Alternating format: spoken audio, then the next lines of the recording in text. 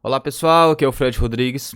Tô sumido, eu sei, mas nós vamos retomar as nossas análises aí. Sei que o canal estava um pouco parado, mas a gente já vai voltar hoje com um vídeo extremamente importante, que eu acho que ele é essencial para a gente entender o que aconteceu nesse episódio do Carrefour, dessa morte que ocorreu no Carrefour, e principalmente entender todo o contexto social por trás disso tudo.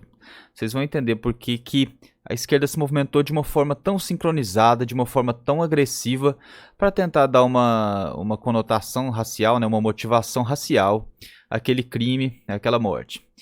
Eu acho que eu gostaria de começar isso aqui citando uma frase do Thomas Sowell. Thomas Sowell é um filósofo, um escritor, um autor que eu admiro muito. Ele é economista também. Ele diz que o racismo não está morto, mas ele está sobrevivendo por aparelhos, ele está por um fio. Ele só é mantido vivo por agitadores raciais, por políticos e por pessoas que sentem um senso de superioridade ao acusar as outras de serem racistas. E eu vou falar aqui hoje nesse vídeo para vocês por que isso está tão correto. Eu acho que a primeira coisa que a gente tem que entender aqui é a forma como o racismo está sendo tratado no Brasil hoje em dia. Principalmente porque esses grupos que dizem combater o racismo, na verdade, o que eles querem é ter o monopólio do racismo, em sua forma ativa e em sua forma passiva. Esses grupos defendem, por exemplo, que se você for branco, você não pode sofrer racismo vindo de um negro, de forma alguma. Eles defendem que não importa o que um negro faça contra um branco, por mais violento, por mais agressivo, por mais discriminatório que seja, isso jamais poderá ser encarado como racismo. O racismo ele só é possível de acontecer quando ele parte de brancos contra negros, jamais de negros contra brancos. E essa teoria estapafúrdia, ridícula, ela é abraçada por 90%, 99% da nossa imprensa. E ela já encontra também abrigo no nosso meio jurídico. Então, mais e mais sentenças aparecerão nos próximos anos com esse tipo de teoria, falando, ó, você é branco, tá certo, esse negro aqui pode ter te xingado, te batido, falado injúrias raciais contra você, mas isso não é racismo. E sabe no que eles se baseiam nisso? Numa suposta e eterna dívida que os brancos supostamente teriam com negros, né? Ou seja, aqui no Brasil nós temos brancos que nunca foram donos de escravos, e negros que nunca foram escravizados, mas de alguma forma, por algum motivo, segundo a esquerda, segundo esses grupos, esses agitadores raciais, que eu gosto de chamá-los assim, agitadores raciais, é isso que eles são. Segundo esse grupo, os negros têm uma eterna dívida que eles devem cobrar com os brancos. Devem cobrar os brancos, e por isso eles podem tratar os brancos da forma como eles quiserem. E isso, pessoal, acaba se refletindo nessa situação do Carrefour. A gente viu o que aconteceu ali. A gente sabe que a maioria da população, a maioria sensata da população, não acredita nisso que aconteceu. Não acredita nesse tipo de situação, de ideia, onde o branco está sempre em dívida com o negro. A gente sabe que uma discriminação, quando ela é feita em razão da raça, em razão da cor da pessoa, ela é racismo. Não importa quem praticou, não importa quem sofreu. Se você discriminar uma pessoa em razão da raça, isso é racismo. Isso é a definição de racismo, né? Mas, infelizmente, esse pessoal se comporta assim, né? E isso acontece vindo até mesmo de uma parcela branca e rica da população. A gente sabe que a esquerda hoje em dia ela não encontra muito abrigo ali nos pobres, nos negros pobres, não, nos pardos pobres. A esquerda hoje em dia, principalmente essa esquerda progressista, ela encontra abrigo sim naquela parte branca, da classe média alta da sociedade. É lá que ela está abrigada em sua maioria. E é esse pessoal que, buscando atingir pontos num ranking de consciência social, num ranking de lacração, eles mesmos partem desse princípio racista. Você é branco, você não pode dar opinião sobre racismo. Você é branco, você não pode conversar sobre racismo. Mas eles não entendem que limitar o que uma pessoa pode dizer em razão da cor da pele é a própria definição de racismo, né? Então, o que isso tem a ver com esse caso do Carrefour? O que eu quero chegar aqui com esse caso dessa morte que ocorreu do Carrefour, onde esse rapaz, a vítima, né, foi espancada e morta por dois seguranças? Eu quero mostrar para vocês que tudo isso está interligado. E tudo isso tem só uma razão: não permitir que o racismo morra no Brasil. Esse pessoal que vive de fingir combater o racismo, eles não podem de jeito nenhum permitir que o racismo morra no Brasil. Porque se o racismo morrer no Brasil, se o racismo acabar no Brasil, no outro dia esse pessoal não tem mais emprego, No dia esse pessoal não tem mais o que fazer. E fingir combater o racismo dá a esse pessoal muito poder, tanto político quanto financeiro, né? Vou provar isso para vocês aqui de uma forma bem simples. A gente viu como se deu essa situação.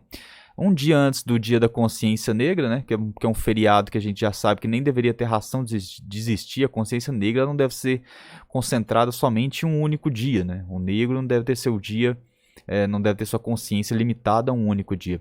Mas enfim, isso é assunto para outro vídeo. O que eu quero mostrar aqui, um dia antes do feriado da Consciência Negra, eles precisavam produzir algo que fosse um mártir para eles, né? Então eles foram no primeiro caso que aconteceu.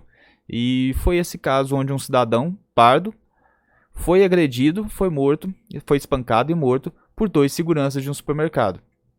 Qualquer lugar do mundo, a última coisa que as pessoas iriam cogitar é que houve uma hipótese, uma motivação racial nesse crime. Primeiramente, iríamos olhar, analisar, ver o que aconteceu, escutar as testemunhas, para então começar a definir o que pode ter motivado esse crime. Mas nossa mídia não. Nossa mídia, de uma forma sincronizada, essa mídia imunda sincronizou manchetes entre todos os veículos de comunicação, já falando que um caso de racismo. E o que eles colocavam na manchete era explicitamente descrevendo a cor dos envolvidos. Então falava, homem negro é morto por 2 homens brancos. Algo que jamais acontece quando, por exemplo, um homem branco é morto por negros. Eles jamais colocam isso. Ou seja, eles tem que forçar que o racismo existe, porque para esse pessoal a sociedade brasileira tem que ser racista. Eles só sobrevivem se a sociedade brasileira for racista. Se como a sociedade brasileira é extremamente miscigenada, esse racismo estrutural é impossível de existir. Mas eles têm que fingir que existe, porque é assim que eles funcionam. Eles vivem de vender o racismo. Então, eles fingiram que esse assassinato teve uma motivação racial, e só que eles esqueceram de combinar com a realidade. A partir do momento que as investigações foram se dando, testemunhas foram sendo ouvidas e a própria delegada falou que ali não havia motivação racial, que na verdade foi sim um desentendimento, foi um desentendimento da vítima com os seguranças. Pelo que eu vi, a vítima já havia tido um desentendimento dentro do supermercado com uma mulher, e que chamou os seguranças, e depois a gente viu o vídeo onde a própria vítima é quem inicia as agressões. Ela ataca um dos seguranças, ela dá um soco em um dos seguranças, que acabam revidando. Então, pessoal, a gente viu o que aconteceu ali, aquele assassinato, aquela morte, nada mais foi do que uma combinação da agressividade da vítima com o despreparo dos seguranças. Foi exatamente isso que aconteceu, não houve motivação racial ali. Mas como a mídia não pode deixar isso passar, eles precisam sim desse caso, precisam forjar o racismo aí, eles começaram a soltar essas matérias, começaram a inflamar os agitadores raciais, que é esse pessoal justamente que vive disso, vive de forjar o racismo no Brasil. E o que se deu ali foi uma situação extremamente grotesca, porque a gente via ali esses agitadores, grande parte deles brancos, incendiando unidades de supermercado.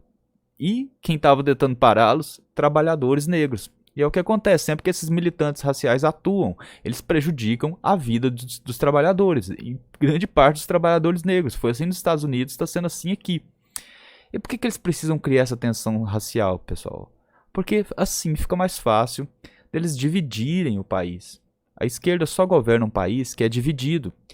Onde um país é dividido, principalmente nessas questões raciais, a esquerda está sempre se colocando ali como a salvadora da situação, como quem vai resolver os problemas.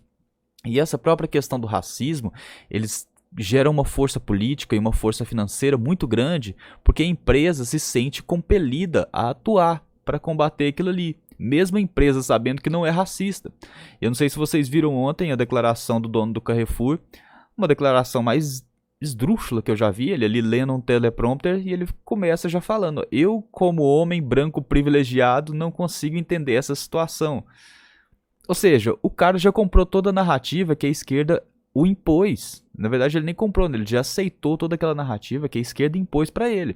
Então a esquerda falou: ó, a partir de agora você vai falar desse jeito porque a gente está mandando que você fale assim. E se você não nos obedecer, você é racista. E daí já começam a vir vários programas, várias políticas, aí os deputados, os parlamentares se sentem pressionados a fazer políticas de combate ao racismo, e toda vez que isso acontece, a esquerda empurra mais um pouco essa agenda de perpetuação do racismo dela, né? Inclusive, provavelmente algumas empresas agora vão tentar falar: vamos elaborar cursos aqui de combate ao racismo, de conscientização racial. E aí esse pessoal, esses agitadores raciais, vão lá e colocam o argumento deles dentro desses cursos e tentam mais uma vez convencer o brasileiro de que ele é racista, né? Então, o que eu quero deixar claro aqui é o que, pessoal? A gente viu como isso vai ser utilizado para nos prejudicar enquanto sociedade, para tentar taxar na sociedade brasileira, colocar na sociedade brasileira o rótulo de sociedade racista. E nós sabemos que o brasileiro não é racista. Claro, há racismo sim, né? Há racismo eventual, o racismo acontece em episódios. Agora, dizer que toda a sociedade brasileira é racista, isso é uma idiotice gigantesca. Isso é coisa de quem quer que o racismo se perpetue. Isso é coisa de quem quer que o racismo exista na sociedade. Porque isso é extremamente lucrativo para esse pessoal. É extremamente lucrativo para esses grupos. Esse pessoal do Vidas Negras Importam, que diz que as vidas negras importam, é incrível. Quando a vida negra de um policial assassinado, se for um policial negro assassinado, essa vida negra não importa para eles. Quando a vida negra ela é tirada por outro negro, como acontece todos os dias nas favelas, acontece dezenas de vezes por dia nas favelas, em comunidades mais pobres, não importa para eles. Para esse pessoal só importa a partir do momento que eles podem criar uma tensão racial com a morte daquele negro, né? Ou daquele pardo. Se não for nesse caso, a vida negra não importa para eles. Então, pessoal, acho que a gente tem que ficar de olho nisso, porque é um tipo de narrativa que eles vão empurrar cada vez mais. Eles vão empurrar no meio político, vão empurrar no meio judiciário, no meio midiático e cultural já existe há muito tempo. E eu acho que a gente tem que ficar de olho, sim. Acho que a gente tem que denunciar, não pode abaixar a cabeça, como essas empresas têm sido tão covardes em fazer. O próprio Carrefour, né, já havia cedido aquele perfil anônimo e criminoso Sleeping Giants, né, que obriga as empresas, manda as empresas retirarem anúncio de sites que o Sleeping Giants considera fake news ou considera discurso de ódio. Eles vão lá e mandam as empresas. E o Carrefour abaixou a cabeça e agora ele está sofrendo ataque dessa mesma turma, né? Esse pessoal, eles não querem suas desculpas, eles querem te controlar, eles querem ter poder sobre você.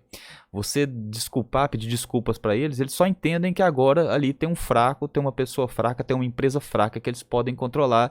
E infelizmente foi isso que o Carrefour fez aí, quando o CEO, né, o presidente do Carrefour, se eu não me engano, veio a público pedir desculpas e dizer que, devido à sua condição de homem branco privilegiado, ele não tem condição de entender completamente o que aconteceu. Uma idiotice completa e só mostrou fraqueza, mostrou que realmente não compreende o que está acontecendo e agora essas empresas esses grupos, esses agitadores raciais vão subir em cima deles. Mas a verdade é essa, pessoal. Esses grupos, esses agitadores raciais, eles só servem para manter o racismo vivo no Brasil. O único interesse deles é que o racismo nunca acabe no Brasil, porque a partir do dia que o racismo acabar, o emprego deles acaba, a razão deles de existir acaba no mesmo dia. Você acha que eles querem isso? Não, eles querem poder. E vocês podem ter certeza que isso aqui já é um plano para derrubar o presidente Bolsonaro. O que eles querem fazer é a mesma coisa que fizeram nos Estados Unidos através das agitações do Black Lives Matter. Eles colocam esse pessoal nas ruas para atacar, para denunciar situações de racismo onde não existem e colocam seus militantes nas ruas para atacar, para queimar estabelecimentos, como fizeram lá nesse estabelecimento do Carrefour, para atacar negócios locais, ou seja, para fingir que o país está dividido, mas na verdade o país não está dividido, são ações de violência causadas por eles mesmos. E eles falam, olha, tá vendo, durante o governo Bolsonaro o Brasil se dividiu, o que a gente precisa é de um presidente de esquerda para nos unir novamente. Tudo isso já está planejado, pessoal. Eles simplesmente estão executando agora. É isso. Muito obrigado a quem acompanhou até agora. Desculpa pelo vídeo ter ficado longo, mas o assunto era muito importante.